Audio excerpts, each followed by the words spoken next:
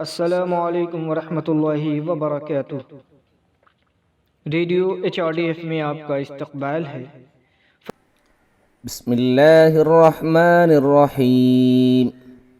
فأزلهما الشیطان عنها فأخرجهما مما كانا فيه وقلنا اهبطوا بعضكم لبعض عدو وَلَكُمْ فِي الْأَرْضِ مُسْتَقَرٌّ وَمَتَاعٌ إِلَىٰ حِينٍ۔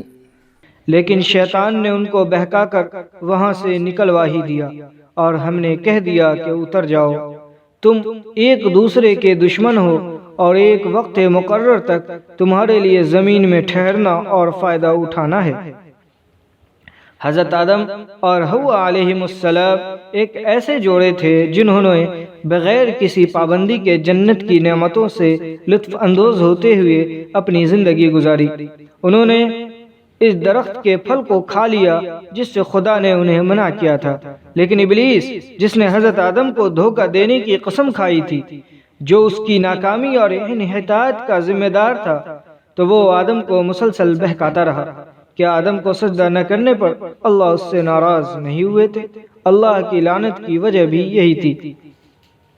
چنانچہ ابلیس نے جنت میں آدم اور حوا کی خوشی کو ختم کرنے کا فیصلہ کیا اور انہیں اس طرح نصیحت کی، آپ ان آسائشوں سے اپنی موت تک ہی لطف اندوز ہوں گے۔ اگر آپ وقتاً فوقتاً ان آسائشوں سے لطف اندوز ہونا چاہتے ہیں تو آپ کو اس درخت کا پھل ضرور کھانا چاہیے۔ یہ درخت آپ کو ہمیشگی دینے کی طاقت رکھتا ہے۔ شیطان نے آدم اور حوا کو ابدیت کی امید دے کر پھسلا دیا۔ وہ اللہ کے حکم کو بھول کر اس پھل کو کھانے کے لیے تیار ہو گئے۔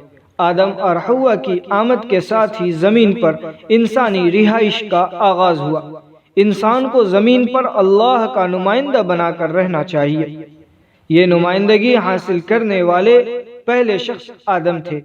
اپنے گناہوں سے توبہ کرنے والے آدم بھی تبدیلی کے پیغمبر تھے۔ آدم علیہ السلام بنی نوع انسان کے پہلے رکن تھے جسے اللہ نے معاف کیا، اور وہ دوبارہ سوچنے اور بحالی کی علامت ہے۔ زمین ایک تجربہ گاہ ہے، اچھائی اور برائی کا پلیٹ فارم ہے۔ آدم علیہ السلام جو کہ بنی نوع انسان کا پہلا باپ ہے، حق اور انصاف کے لیے لڑنے والوں کا پہلا مثالی باپ ہے۔